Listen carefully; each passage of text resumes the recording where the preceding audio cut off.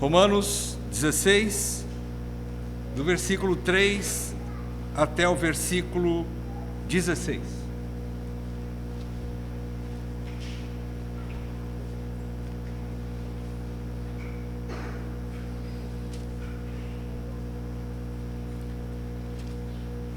Saudai Priscila e Áquila, meus cooperadores em Cristo Jesus, os quais pela minha vida arriscaram a sua própria cabeça, e isto lhes agradeço, não somente eu, mas também todas as igrejas dos gentios. Saudai igualmente a igreja que se reúne na casa deles. Saudai meu querido Epêneto, primícias da Ásia para Cristo. Saudai Maria, que muito trabalhou por vós. Saudai Andrônico e Júnias, meus parentes e companheiros de prisão, os quais são notáveis entre os apóstolos e estavam em Cristo antes de mim. Saudai Ampliato, meu dileto amigo no Senhor. Saudai Urbano, que é nosso cooperador em Cristo, e também meu amado Estaques. Saudai Apeles, aprovado em Cristo. Saudai os da casa de Aristóbulo. Saudai meu parente Herodião. Saudai os da casa de Narciso, que estão no Senhor. Saudai Trifena e Trifosa, as quais trabalhavam no Senhor. Saudai a estimada Pérside, que também muito trabalhou no Senhor. Saudai Rufo, eleito no Senhor, e igualmente a sua mãe, que também tem sido mãe para mim. Saudai Asíncrito, Flegonte, Hermes, Pátrobas, Hermas e os irmãos que se reúnem com eles. Saudai Filólogo, Júlia, Nereu e sua irmã Olimpas, e todos os santos que se reúnem com eles. Saudai-vos uns aos outros com ósculo santo. Todas as igrejas de Cristo vos saúdam. Oremos mais uma vez para que possamos tirar lições, ainda que de um trecho aparentemente tão simples, só de saudações, mas há riquezas aqui para nós. Pai, nós dependemos, Senhor, mais uma vez, do Espírito Santo, que tanto inspirou as Escrituras, como também revela as Escrituras aos nossos corações, e por todos os tempos e todas as gerações. Que o Espírito Santo seja mais uma vez o nosso supremo mestre nessa noite. Que Ele abra os olhos do nosso entendimento, esclareça a nossa mente, para que através das Escrituras expostas, lidas aqui nessa noite, possamos tirar lições proveitosas, úteis para a nossa correção, para a nossa edificação, para o nosso consolo, para o nosso fortalecimento, para o nosso ensino, e tudo isso nos transforme para a Tua glória, Senhor. É o que nós te pedimos. Eu rogo, Senhor, que o Senhor me livre da soberba, que ela não me domine, e então serei irrepreensível e ficarei livre de grande transgressão. E que as palavras dos meus lábios e meditar do meu coração sejam agradáveis perante Ti, Senhor, rocha minha e redentor meu. Peço isso em nome de Jesus. Amém, Pai. Amém. Irmãos, nós vamos olhar para esse texto sob o tema Saudações de Paulo aos seus verdadeiros amigos. É um texto simples, na verdade, mas ainda assim as Escrituras todas são proveitosas para o nosso ensino, não é? E aqui a gente também vai ver grandes coisas importantes, lições práticas para o nosso dia a dia. Fazendo uma pequena recapitulação do que nós vimos nas últimas reuniões da Carta aos Romanos, nós vimos que Paulo apresentou, a partir do capítulo 15, ele apresenta em detalhes o plano que ele tinha de ir para a Espanha, de levar o Evangelho lá para a Espanha, que é a parte da esquerda. Quando nós olhamos para aquele mapa que nós pusemos aqui para os irmãos observarem, o mapa do Império Romano, eles já tinham trabalhado em toda a parte oriental. Agora ele pretende ir do Ilírico para a esquerda, olhando assim para a esquerda, para a parte ocidental do Império Romano, que ainda não tinha sido explorado. Nós vimos nos mapas anteriores das viagens missionárias de Paulo, que ele percorreu toda a dimensão da parte oriental do Império Romano, e por não ter mais campo, como ele diz no capítulo 15, versículos 18 em diante, ele fala que até o Ilírico já havia chegado, as circunvizinhanças, partindo de Jerusalém, versículo 19, né? Até as circunvizinhanças, até o Ilírico, ele divulgou o Evangelho de Cristo, e que agora ele está se esforçando para levar onde ainda não chegou, para não edificar sobre o fundamento que já estava posto. Ele diz no versículo 20, mas no versículo 21 ele traz o texto de Isaías 52:15, e ele fala, como está escrito: hão de vê-lo aqueles que ainda não tiveram notícia dele, e compreendê-lo os que nada tinham ouvido a seu respeito. Ele entende que esse ministério de levar o evangelho às nações, às regiões ainda não evangelizadas, caiu sobre ele como evangelista e apóstolo dos gentios. Então ele, além de explicar o seu plano para a igreja de Roma, para que a igreja também pudesse ser um ponto de apoio, encaminhá-lo para a Espanha, a ideia dele era, depois de levar as ofertas que ele tinha em mãos para Jerusalém, para os irmãos pobres da igreja de Jerusalém, ele iria partir para Roma. Chegando em Roma, ele faria uma pousada ali, alguns dias, edificando os irmãos, sendo edificado, consolado, fortalecido, e dali ele pretendia ser encaminhado para a Espanha, passando por Roma e indo para a Espanha. Então essa era a ideia dele.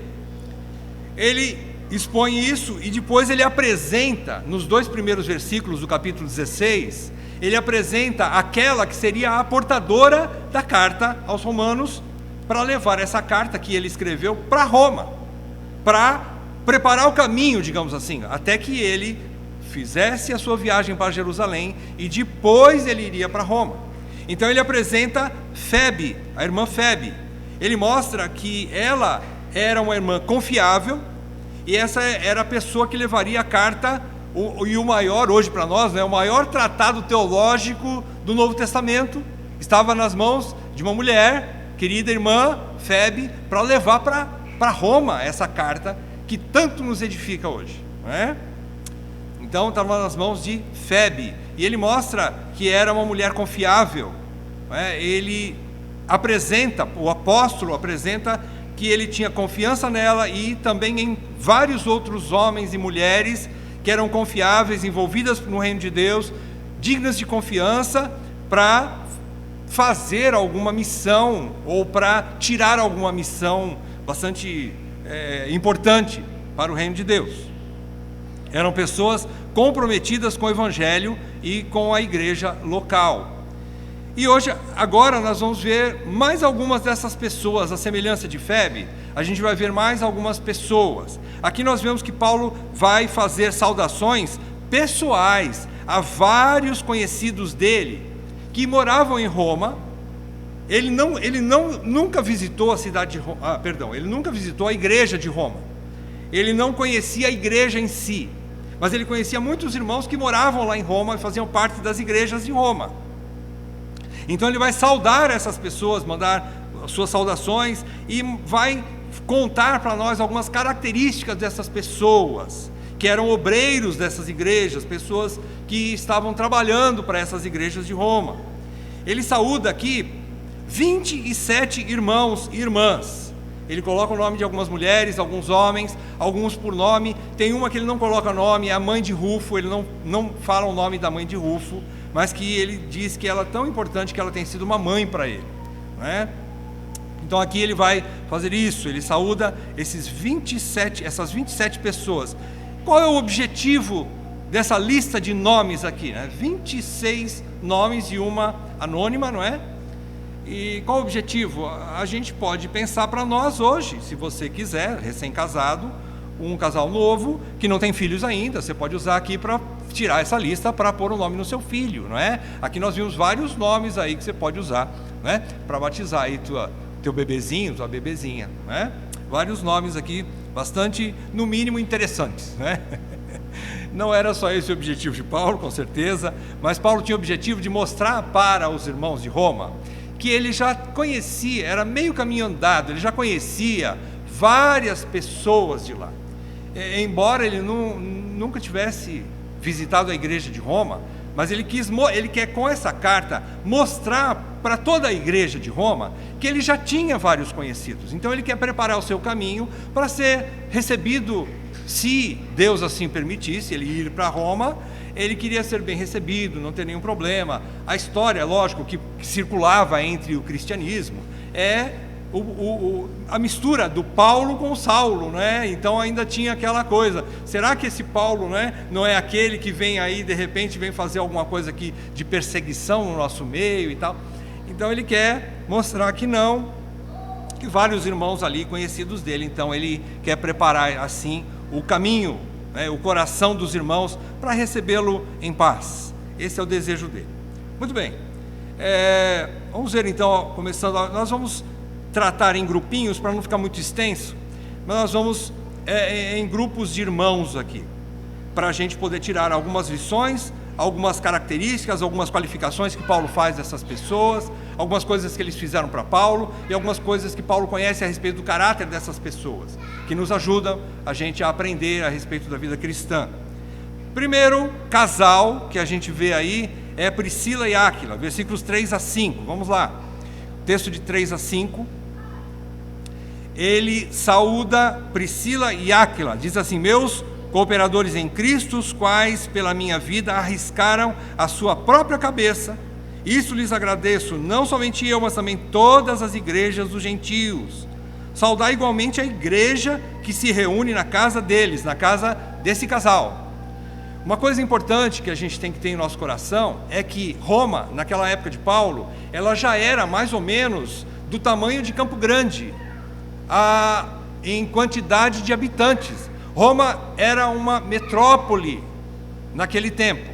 Ela já contava, em torno do primeiro século, ela já tinha entre 800 a 1 milhão, 800 mil e 1 milhão de habitantes. Então era uma cidade bastante grande, bastante importante, até porque era a capital do império. Então, irmãos, não havia naquela cidade uma única igreja, um único local de reuniões, onde toda a igreja pudesse se reunir, mas eram várias igrejas distribuídas em algumas casas, como hoje a gente tem bairros, né, na capital aqui em Campo Grande, também lá em Roma havia várias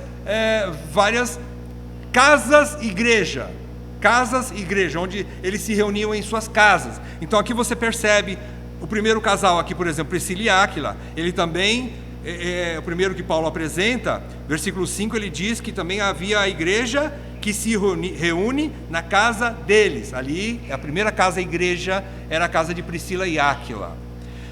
Priscila e Áquila é aquele casal famoso que nós conhecemos através do livro de Atos. Eles eram cooperadores com Paulo, eles se conheceram em Corinto, numa das viagens missionárias de Paulo. Depois eles mudaram-se para Éfeso, Paulo e também Apolo e Priscila, Áquila e Priscila, é que Áquila e Priscila ministraram a Apolo para que ele pudesse compreender melhor o que significava a doutrina do Espírito Santo. Ele não conhecia ainda, um dos pregadores daquela época, né? Então, Priscila e Áquila, e em alguns textos dizem que por aparecer Priscila antes de Áquila, algumas más línguas dizem que ela que era a chefe da casa, né? Não era isso, né? Provavelmente é porque ela ou era mais ativa, ou se converteu primeiro, antes do seu esposo, não é? Mas também podemos dizer que em vários casos, muitas esposas eram mais ativas para o reino do que os seus próprios maridos, né? Então em alguns casos as pessoas apresentavam primeiro a esposa, depois o marido, não tem problema nenhum, né? O problema é do marido.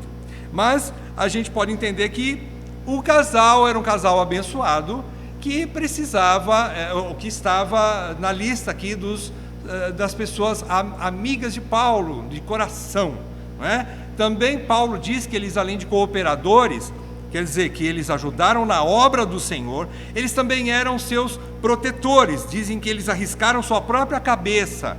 O termo arriscar a sua própria cabeça é literalmente colocar a cabeça debaixo do machado do algoz, do seu carrasco, em grego, no original. É se arriscar a própria vida para preservar a de Paulo. Nós não sabemos quando foi isso, mas nós entendemos que Priscila e Áquila, eles foram parceiros de Paulo na expansão do evangelho em toda a região que Paulo pregou, ou em boa parte da região, principalmente Corinto e Éfeso. E esse casal então arriscou a própria vida, era um casal maduro, né? E que arriscou a própria vida, e ele diz que eu agradeço a esse casal, versículo 4, mas não somente eu, mas também todas as igrejas dos gentios, por eles terem protegido Paulo, corrido o risco de perder a vida por causa de Paulo, e por isso as igrejas também agradecem, as igrejas dos gentios. Por quê? Porque Paulo não morreu, por causa da proteção desse casal. E então as igrejas tiveram a visitação de Paulo, a ministração de Paulo, o ministério de Paulo continuou pela proteção de Priscila e Áquila, e aí então as igrejas são gratas, as próprias cartas que Paulo escreveu para as igrejas, então por isso as igrejas dos gentios são gratas a Priscila e Áquila, e nós também, né? Porque senão nós não teríamos as maravilhosas cartas que chegam às nossas mãos, né? Não só Priscila e Áquila, mas Febe também, que foi protetora de muitos, inclusive de Paulo, como nós vimos na aula passada. Bom, esse casal também, além de cooperadores com Paulo, protetores com Paulo, faziam tendas, tinham a mesma profissão de Paulo, por isso eles se juntaram, se associaram, e eles continuaram a trabalhar pelo evangelho, mesmo não junto com Paulo, mas eles mudaram-se de volta para Roma. Provavelmente aquele edito de Cláudio, que era para todos os cristãos e judeus saírem de Roma, talvez passou, a coisa abrandou e muitos voltaram para Roma, porque era a capital, e lá era como São Paulo, né? Era questão de emprego, questão de conseguir resolver alguns negócios um pouco mais complexos, eles iam para a capital, né? E talvez nisso eles foram e voltaram para lá, esse casal, e agora eles continuavam a trabalhar pela igreja e pelo evangelho do Senhor, abrindo as portas da sua casa e acolhendo as igrejas em sua casa. Então está aqui o primeiro casal querido de Paulo, que ele saúda, né? Que é Priscila e Áquila, que arriscaram sua própria vida. O outro irmão aqui que nós vemos, no final do versículo 5, é o irmão Epêneto, primícias da Ásia para Cristo. Primícias da Ásia para Cristo quer dizer que na região da Ásia ele foi o primeiro convertido. Epêneto foi o primeiro fruto na fé de Paulo na região da Ásia. Depois você vê no versículo 6, Paulo diz: saudai Maria, que muito trabalhou por vós, pela igreja ou pelas igrejas de Roma. Maria, não sabemos mais nada sobre ela, nem sobre Epêneto também, mas Paulo saúda Maria também. E o termo aqui, muito trabalhou, significa trabalhou até a exaustão, trabalhou até acima dos seus limites. É um trabalho árduo que essa irmã Maria prestou pelo evangelho. Paulo então a saúda, sabendo que ela está morando em Roma, ele então saúda. E outra coisa, vejam que Paulo conhecia também a situação da igreja de Roma. Por quê? Porque ele diz: porque eu conheço essa mulher, eu não estive aí, mas eu tenho notícias de que tem algumas irmãs, irmãos que estão trabalhando por vocês. Então Paulo não era alheio ao que estava acontecendo na igreja, ou nas igrejas casas, né, de Roma, casas e igrejas. E ele diz aqui que ele conhecia e sabia que Maria muito trabalhou pelas igrejas de Roma. Versículo 7, Paulo mostra novamente, aqui há um mistério, né? A gente não tem certeza se é um casal ou se são dois irmãos. Ele diz, versículo 7, saudai Andrônico e Júnias, meus parentes e companheiros de prisão, os quais são notáveis entre os apóstolos, e estavam em Cristo antes de mim. Andrônico e Júnias, eles eram parentes de Paulo. Como a gente pode entender, Paulo também mostra a história de Paulo em Atos. A gente lembra que quando Paulo estava preso e prestes a ser levado para Cencreia, havia um complô para assassiná-lo. E havia um sobrinho de Paulo, filho da irmã de Paulo, que ficou sabendo, contou para Paulo, e Paulo falou assim: meu sobrinho, vai contar para o chefe da guarda, para o centurião, e diga para ele isso. Então o centurião toma uma decisão de proteger Paulo e leva ele embora para Cencreia. Então veja bem, Paulo tinha parentes, né? A exemplo desse sobrinho, aqui ele diz sobre Andrônico e Júnias, meus parentes. E além de parentes, eles eram seus companheiros de prisão. Também não sabemos quando que esses irmãos foram presos junto com Paulo. Talvez em Filipos, porque em Cesareia e posteriormente, no fim, em Roma, Paulo já havia escrito essa carta, então não tem como ser a prisão em Roma e também em Cencreia, não em Cesareia, em Cencreia. Então pode ser que esses irmãos ou parentes de Paulo estiveram presos com Paulo em Filipos, quando Paulo foi preso junto com Silas. Então, eles são parentes, também são companheiros de prisão, e diz que eles estavam em Cristo antes de mim. Então eles foram convertidos antes de Paulo. Agora, a questão duvidosa nesse versículo são duas: se Andrônico e Júnias eram um casal, ou se eram dois irmãos. Bom, não vai fazer muita diferença. Por quê? Porque a questão levantada com essa dúvida é que, como que duas pessoas sendo um casal, por exemplo, se for um casal, como eles poderiam ser apóstolos? Porque aqui ele diz, notáveis entre os apóstolos. Só que a questão aqui é mal interpretada, a questão de como um apóstolo, ou como se fossem apóstolos. Aqui, a tradução correta é que eles são bem conhecidos entre os apóstolos. Não é que eles eram apóstolos. Apóstolos foram os 12 e mais um que foi Paulo. Então, quando Paulo diz assim, que eles são meus parentes, são companheiros de prisão, são notáveis entre os apóstolos conheciam bem Andrônico e Júnias, que nós não sabemos se Júnias era a abreviatura de...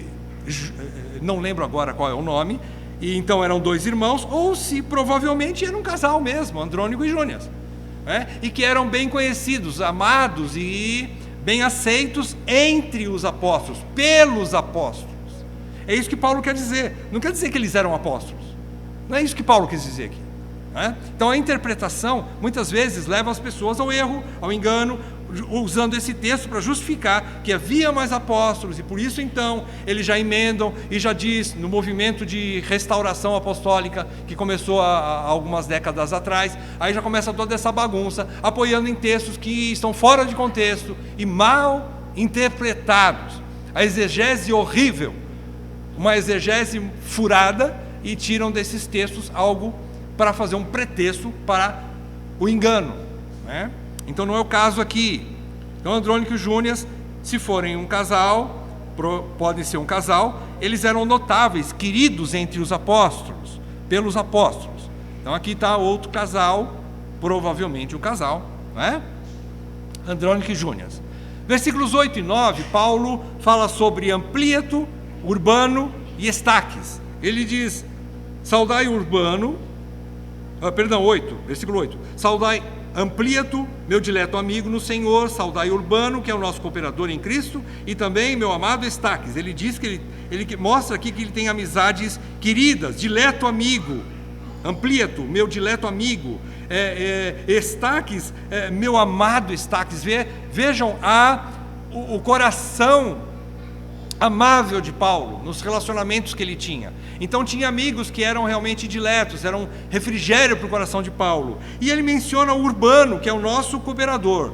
Provavelmente esses três irmãos, especialmente Urbano, eram irmãos de classe social menos favorecida. Urbano, por exemplo, era um nome muito comum entre os escravos ou filhos de escravos na época. E na igreja de Cristo havia muita gente que foram escravos, eram pessoas de baixa renda, pessoas de pouca cultura e pessoas que realmente eram pobres, mas que faziam parte da igreja de Cristo. E nem por isso deixaram de ser seus cooperadores. Não era por questão social, nem cultural, mas era por coração disposto ao reino de Deus, que ainda sendo pessoas de baixa renda, de posição, de classe social menos favorecida, esses irmãos estavam envolvidos com o reino de Deus e com a causa da igreja de Cristo.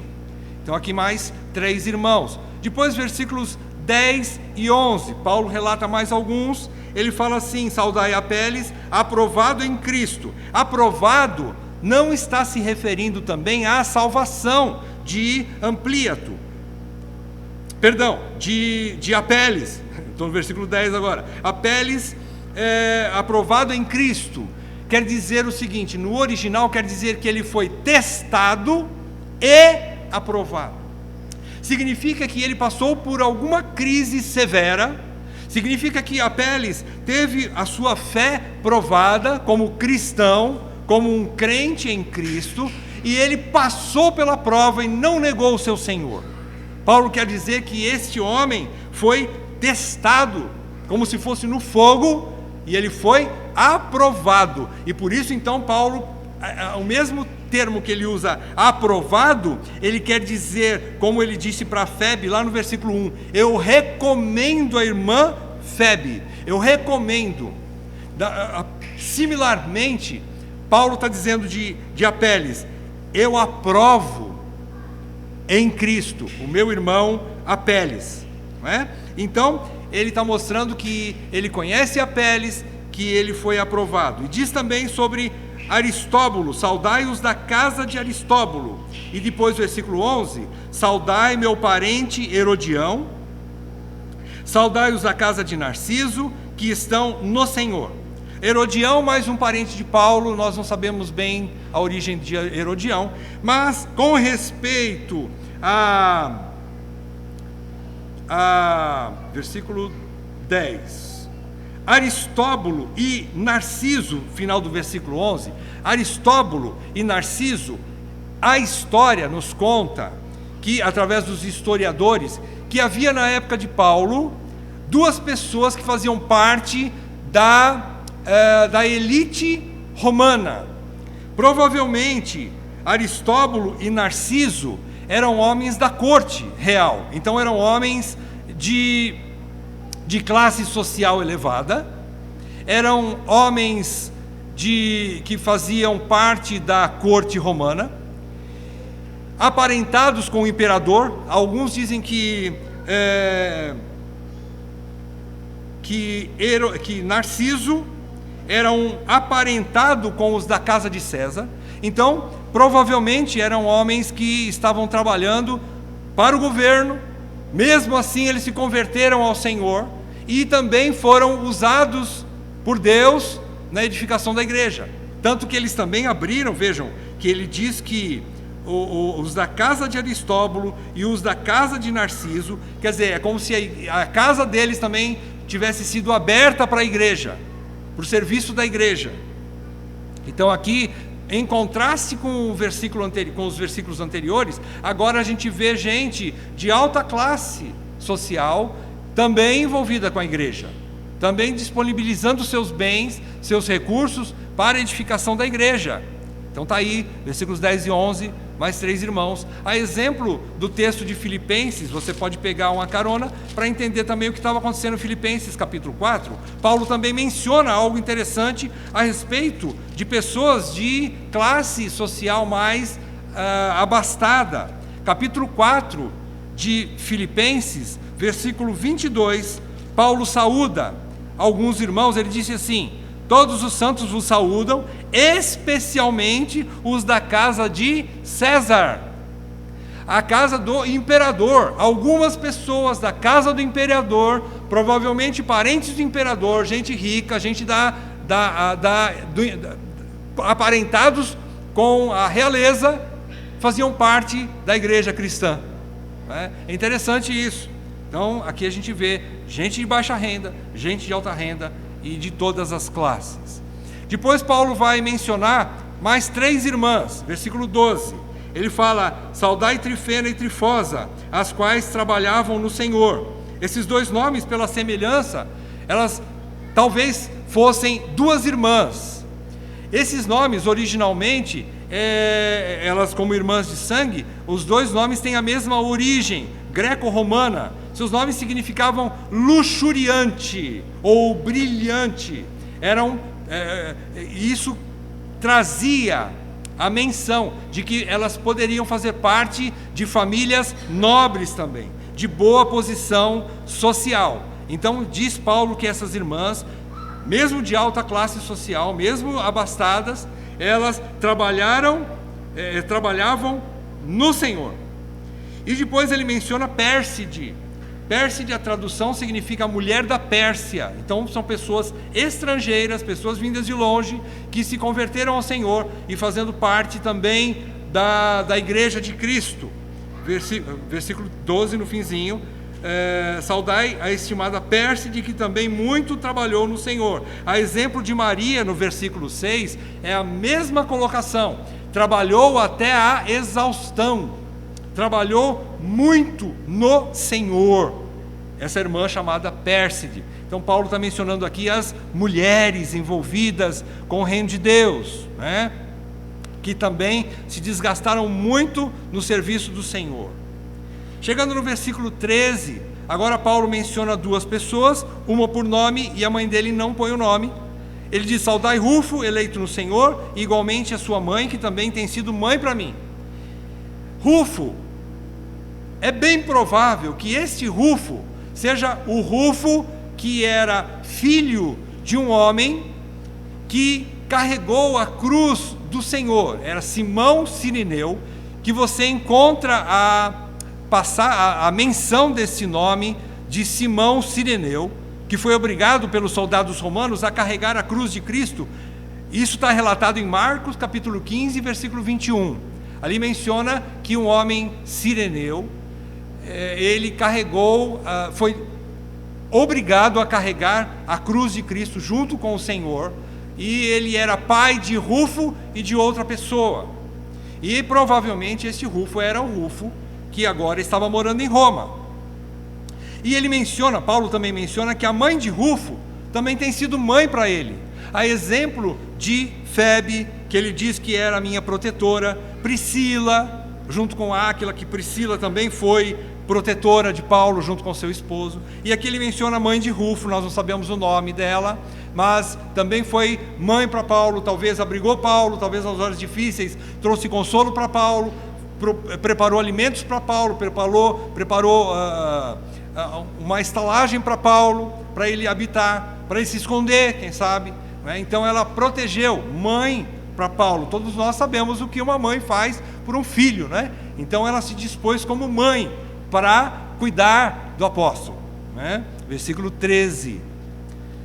E depois, versículos 14 e 15, a gente percebe agora que Paulo relata famílias. Ele coloca algumas pessoas, como no caso de, versículo 14, Asíncrito, Flegonte, Hermes, Pátrobas, Hermas, e os irmãos que se reúnem com eles. Talvez era um grupo de irmãos, talvez pudessem ser órfãos, todos eles irmãos, que tinham uma casa e abriram as portas para reunir a igreja dentro da casa deles. No versículo 15, Paulo saúda um homem chamado Filólogo e Júlia, que muitos estudiosos creem que eles eram um casal, e eles tinham 2 filhos. Versículo 15 ainda diz: Nereu e sua irmã Olimpas. Provavelmente Nereu e Olimpas eram filhos de Filólogo e Júlia. E esse casal, junto com os filhos, abriram também as portas da sua casa para a igreja. Veja o que ele diz: e também todos os santos que se reúnem com eles. Então a gente percebe, versículos 14 e 15, que haviam famílias envolvidas com o reino, não só pai e mãe, mas eles colocaram os filhos também envolvidos com a igreja e abrigando a igreja, servindo a igreja.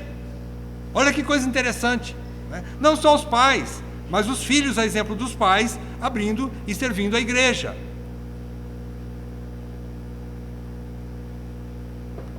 Acolhendo os irmãos. Então aqui, nesses 2 versículos, essas famílias cediam as suas casas para as reuniões e cultos das igrejas em Roma. Como eu disse, provavelmente haviam várias igrejas lá, por ser uma cidade muito grande. E ele termina no versículo 16, aliás, é bastante engraçado essa passagem, mas que é bastante provável também. Dizem que Paulo tinha alguns repentes, assim, de terminar uma carta, e de repente ele lembra de mais algum assunto e continua. Ele fez isso no capítulo 15, versículo 33, ele diz assim no capítulo 15, 33, e o Deus da paz seja com todos vós, amém. Parece que ele está encerrando a carta no capítulo 15, mas depois ele continua: recomendo-vos a nossa irmã Fébia, né? E agora ele chega no versículo 16 do capítulo 16, e ele diz assim: saudai-vos uns aos outros com ósculo santo, todas as igrejas de Cristo vos saúdam. Parece que ele está encerrando a carta, mas depois ele se lembra de mais alguma coisa, e ele começa a dizer, versículo 17, rogo-vos irmãos, e depois ele continua a carta, né? E quando chega no versículo 20, ele diz: a graça de nosso Senhor Jesus Cristo seja convosco. Aí depois ele continua: saúda-vos Timóteo. Aí ele lembra, talvez, que agora ele vai falar sobre os irmãos que estão com ele, e aí parece que ele vai encerrar no versículo 24: a graça de nosso Senhor Jesus Cristo seja com todos vós, amém. Mas aí ele faz um prólogo, aliás, ele faz uma doxologia, ele faz uma adoração, e aí ele encerra a carta com adoração. Então Paulo tinha dessas coisas, né? Parece que ele está encerrando aqui, mas ele não encerra. Então, versículo 16, ele está falando assim: saudai-vos uns aos outros com ósculo santo. O que é ósculo santo? Ósculo santo é obrigatório para a igreja? Não. Graças a Deus, em alguns sentidos. Ósculo santo, o que é um ósculo? É um beijo.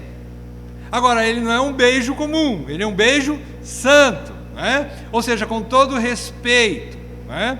Tem algum problema nós saudarmos as nossas irmãs com ósculo santo? Não, desde que seja santo, não tem problema, não é? Com todos os limites. O ósculo santo era a questão da época, da cultura da época. Na época, eles se beijavam normalmente. Os homens se beijavam entre si, as mulheres se beijavam para cumprimentar, quando tinha grande amizade. Então não tinha problema nenhum. Mas não que isso tem que ser adotado obrigatoriamente pela igreja cristã hoje. Não, não. Qual é a maneira na cultura brasileira de nós nos cumprimentarmos? Dando a mão, estendendo a mão, dando um abraço, ponto. Não é obrigatório o ósculo santo, tá? Então, mas também não tem nenhum problema nós darmos um beijinho, nos cumprimentando, nos despedindo, quando nós chegamos, não é? E ele diz que todas as igrejas de Cristo vos saúdam. Paulo encerra aqui, nesse trechinho, nós encerramos, né? Paulo ainda não, mas nós encerramos aqui com várias lições, aqui. O que a gente pode tirar aqui das lições? Eu acho que vou precisar da projeção daqui a pouco, mas eu queria tirar algumas lições antes de fazer as aplicações. E como conclusão aqui, como lições aprendidas que nós tiramos aqui, irmãos, olha, existe muita coisa. E eu gostaria de falar para os irmãos que nós vemos nesse trecho aqui, que nós estudamos, vários tipos e classes de pessoas que fazem parte ativa da verdadeira igreja de Cristo. O que nós notamos ao longo dessa breve biografia, por assim dizer, de algumas pessoas, bastante rápida, bastante sucinta, não é? Mas que Paulo expõe aqui para nós. Nós vemos que em todos esses irmãos que serviam fielmente à igreja de Cristo, nós temos aqui homens e mulheres,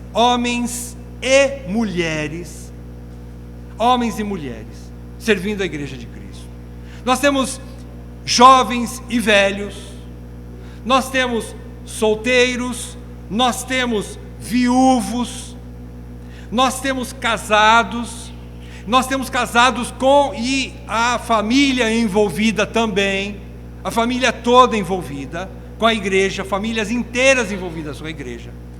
Nós temos também pessoas da elite real, nós temos pessoas de famílias abastadas, de famílias cultas, mas também nós temos pessoas simples, alguns escravos convertidos ao Evangelho.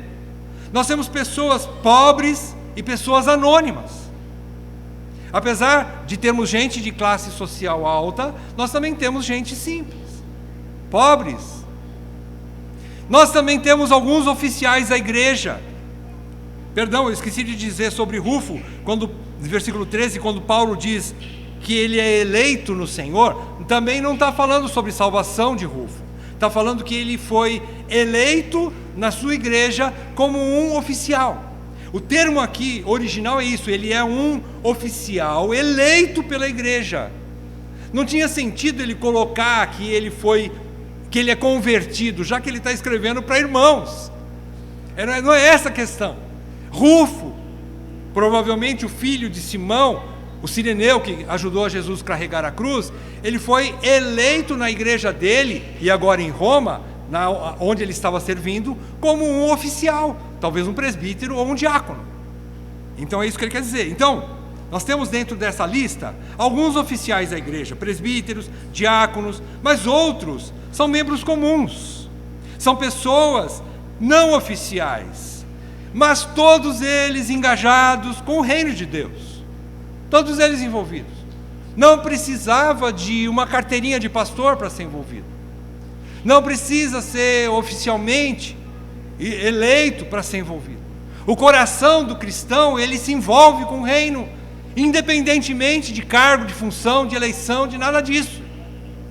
Aliás, aquelas pessoas que são eleitas é porque já estavam no serviço antes de serem eleitas para serem oficiais. São reconhecidas, apenas reconhecidas pela igreja, por causa do seu serviço já prestado outrora. Então assim eles são oficializados. Mas não era necessário isso. Então era gente de oficiais e não oficiais, mas todos envolvidos.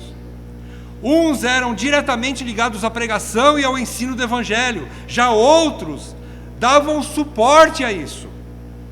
Outros estavam envolvidos não só na pregação, nem no evangelismo ou em missões, mas davam suporte, eram protetores, patrocinadores, hospedeiros, cooperadores nas mais diversas áreas do serviço cristão. Então, servir ao Senhor não quer dizer só que você tem que ser missionário e ir lá para a África pregar para índio. Não. Nós vamos fazer isso automaticamente em volta da nossa casa. Alguns vão ter esse ministério de uma maneira um pouco mais, em grau maior. Sim, vão ser missionários mesmo. Eles sentem um chamado para evangelizar fora dos seus limites ou da sua cidade, não é? Mas eles vão ser envolvidos de uma outra maneira. Mas isso não quer dizer que só esse serviço é serviço cristão. Tem muitos outros aqui que não estavam ligados diretamente à pregação, ao evangelismo e nem a missões, mas que serviram fielmente a casa do Senhor. E por último, nós vemos uns servindo dia e noite até a exaustão, como nós vimos aqui o caso de Maria, o caso de Pérside. Outros contribuindo financeiramente e generosamente com a sua renda. Alguns estavam abrindo as suas casas para as reuniões da igreja, acolhendo os irmãos, fazendo as suas reuniões em casa. Naquela época não tinha o templo ainda, ou pelo menos o salão de reuniões. Então eles estavam reunindo em casas, as casas abertas por famílias que estavam servindo o Senhor, né? Mas todos eles estavam de igual modo correndo riscos, tendo prejuízos, correndo risco de perder a vida por amor ao Senhor e por amor à igreja, irmãos. Isso é que nós precisamos resgatar. Isso é que nós precisamos ser tocados. Com todas essas diferenças, Paulo não diz lá em Efésios capítulo 4 que existem multiformes maneiras de servir ao Senhor?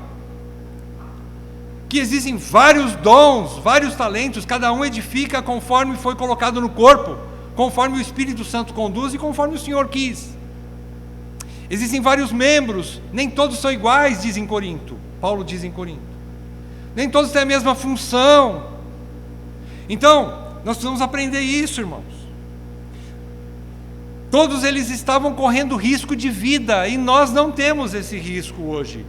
Por que a nossa questão de indolência, preguiça espiritual, dificuldades no serviço, inativismo espiritual?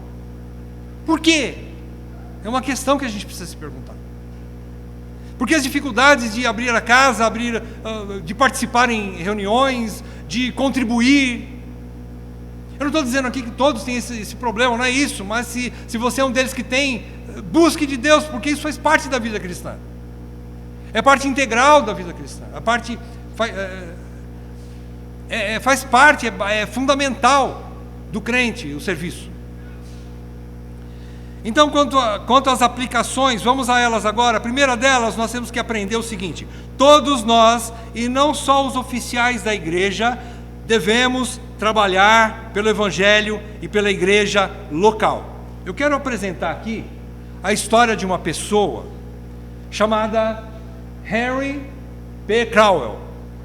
Essa pessoa, ela amava o evangelismo.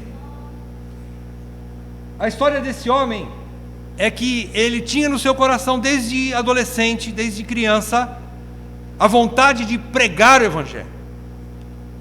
Aqui está ele, Crowell, Henry P. Crowell. Ele viveu de 1855 a 1943. Está saindo ruim aqui, não é? Pode puxar? Não?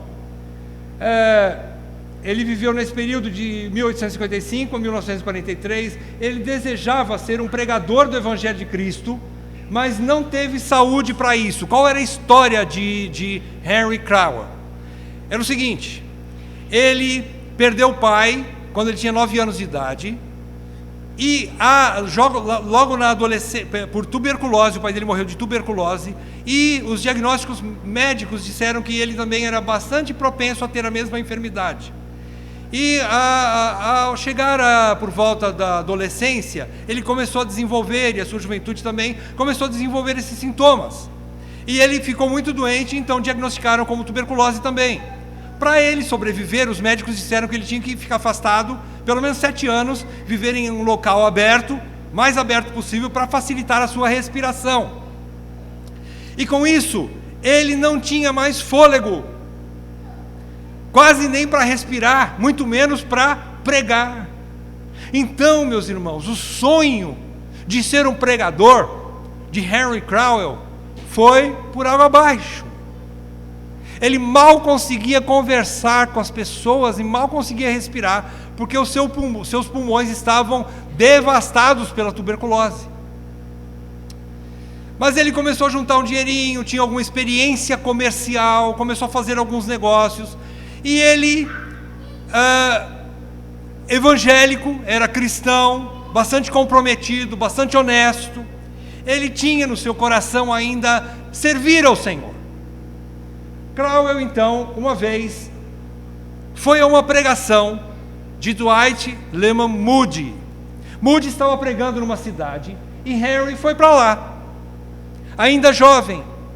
E ele, doente, o jovem Henry, ele foi para a cidade onde estava Moody pregando e ouviu a pregação do evangelista Moody, e ele se emocionou, ele se emociona e faz um pacto com Deus. Henry Crowell orou da seguinte forma, olha a oração do Henry Crowell: eu não posso ser pregador, mas posso ser um bom empresário.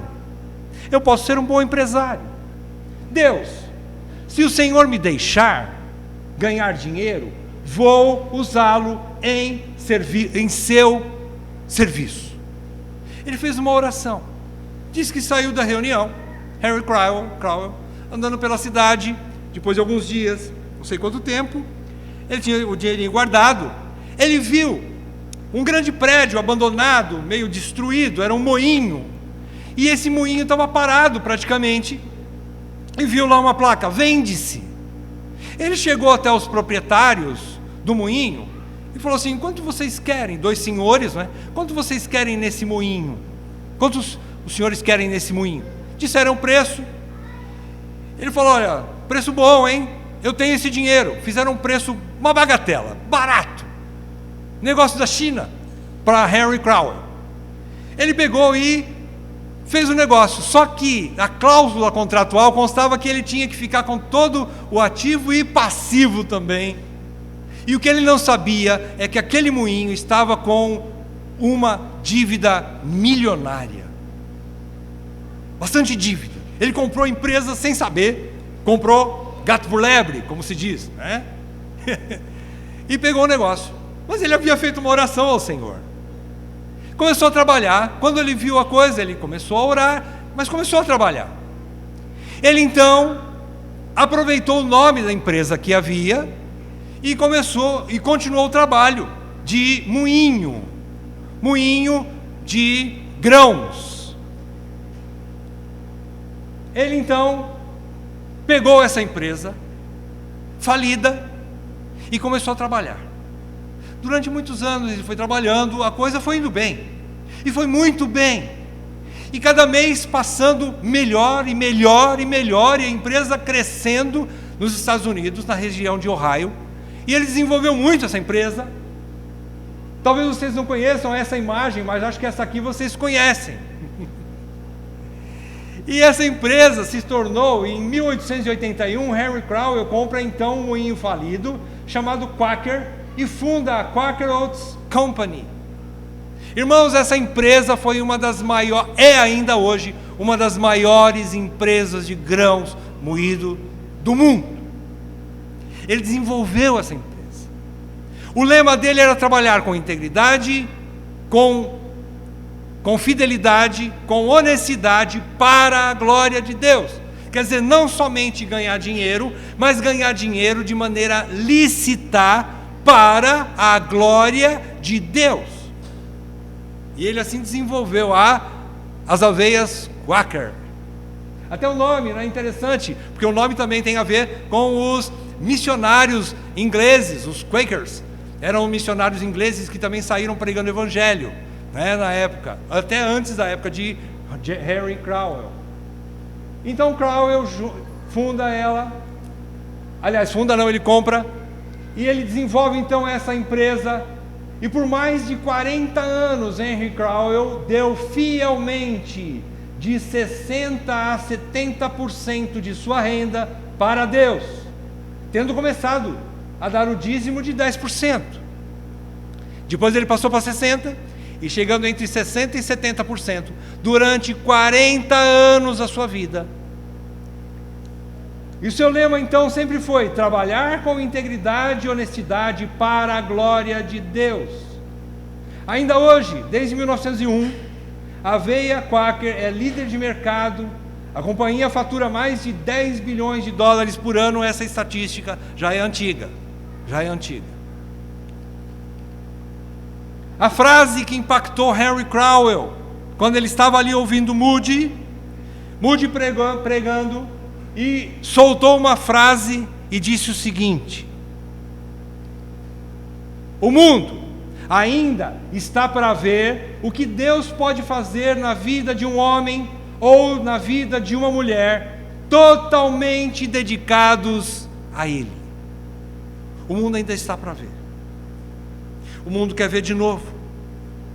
O mundo quer ver de novo gente como Henry Crowell. Carece disso. Irmãos, segunda aplicação, usando esse exemplo, existem vários tipos de serviços, de ministérios dentro da igreja. Vários tipos. Para a expansão do reino de Deus, do Evangelho. Não só a pregação, não só o evangelismo, não só missões, como eu falei. Então, irmãos, irmãs, descubram o seu dom e sirvam ao Senhor com alegria, com coragem, com fidelidade. Desperte o dom que Deus lhe deu. Aprimore o dom que Deus lhe deu.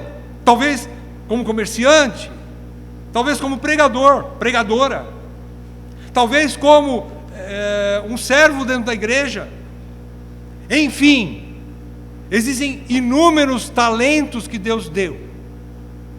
Que Deus possa abrir o nosso coração e a nossa mente, para que nós possamos abraçar os dons que Deus nos deu e servi-lo com fidelidade, para a glória de Deus.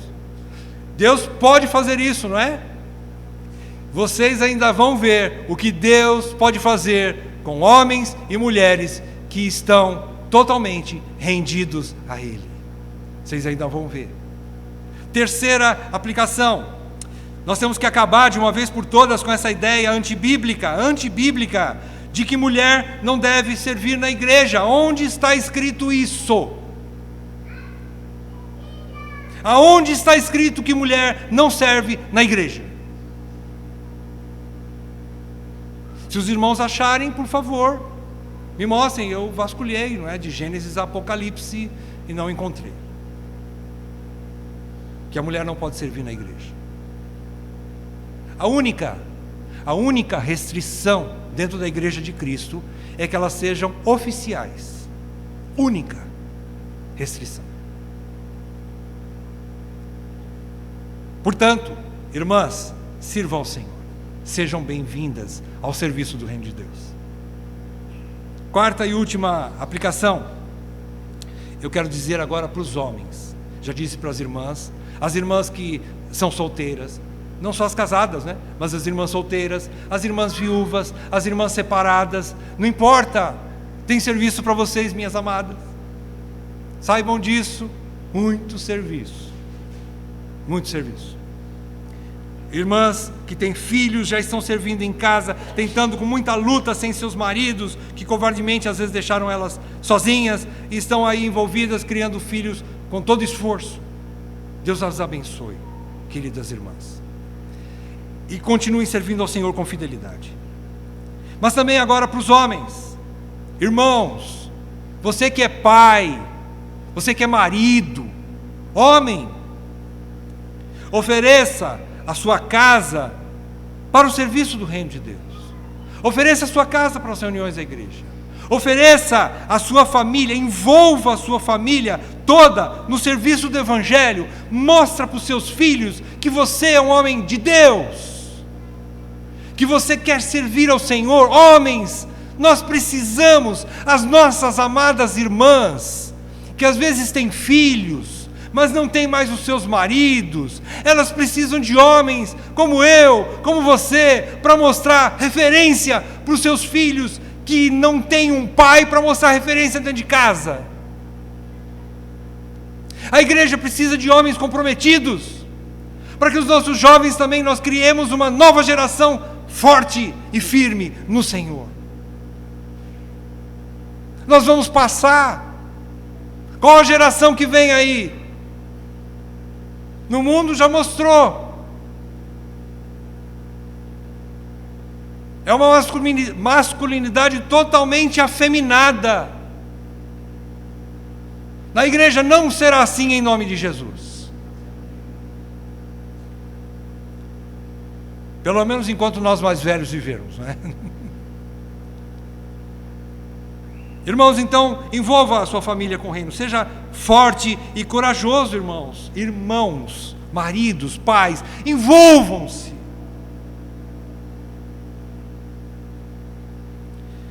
Envolvam-se mais. E declare como Josué declarou com autoridade. Ele comprou a briga e disse em nome da família dele: eu e a minha casa serviremos ao Senhor. Como diz lá em Josué 24:15. Nós estudamos recentemente isso no nosso livro, não é? Eu estudo para homens. Que nós possamos aplicar isso em nossas vidas. E eu quero agora, irmãos, toda a igreja, quero que você leia junto. Você pode ler junto comigo? Hebreus capítulo 6, de 9 a 12, encerrando. Hebreus 6, de 9 a 12. Eu quero que você leia junto comigo, não importa a versão que você tenha da tua Bíblia, tá? Leia do jeito que você tem aí, não tem problema. Mas leia comigo. Hebreus capítulo 6. Abra aí, versículo 9.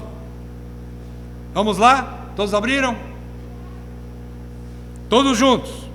Quanto a vós outros, todavia, ó amados, estamos persuadidos das coisas que são melhores e pertencentes à salvação, ainda que falamos desta maneira.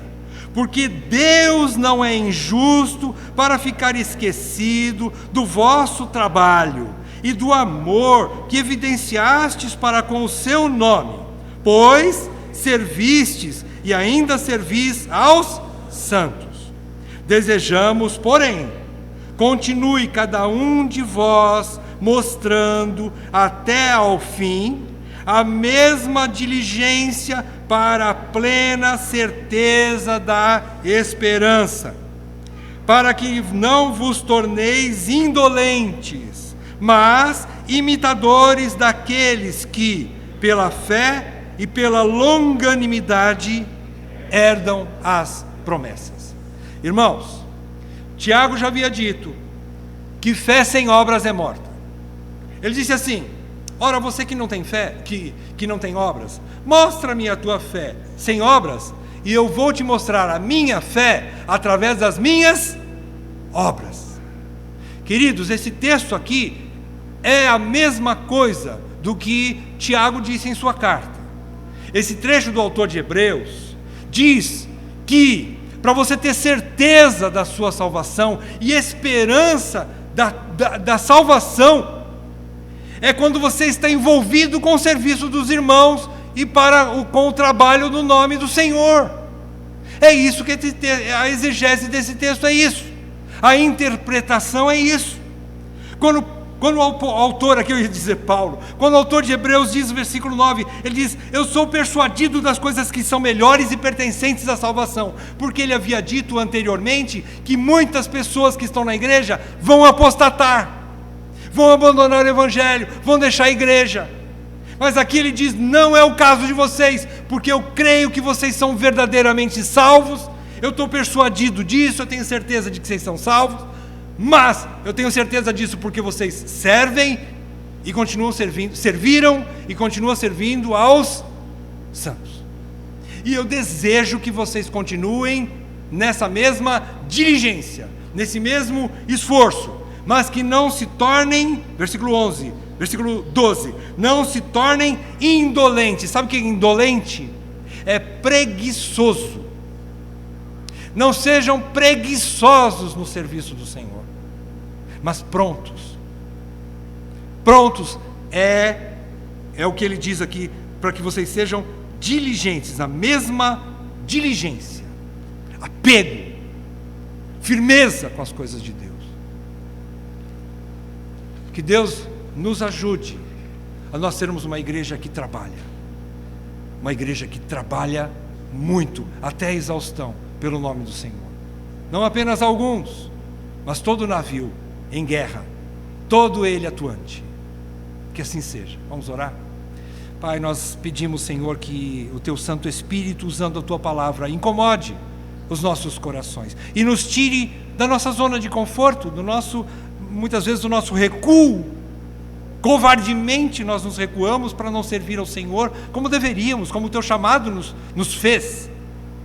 Por isso eu peço ao Espírito Santo que Tu operes através da Tua palavra em nossas vidas, mudando a nossa mente, quebrando a nossa dura cerviz, nos envolvendo mais com o Teu reino e nos dispondo a exemplo de todos esses irmãos e irmãs tão queridos aqui, que nós estudamos no capítulo 16 de Romanos, que são exemplos para nós, exemplos de serviço, que correram risco de vida em prol do Evangelho. Que assim nós sejamos também, Senhor. Desperta-nos, Pai, e tira-nos da nossa preguiça espiritual, por favor. Ó Deus, incomode as nossas vidas, a ponto de nós abandonarmos a nossa covardia, a nossa preguiça, a nossa indolência, o nosso conforto, para nos envolvermos com tudo que temos, com tudo que somos, em prol da vida da igreja. Assim te pedimos em nome de Jesus. Amém, Pai. Amém.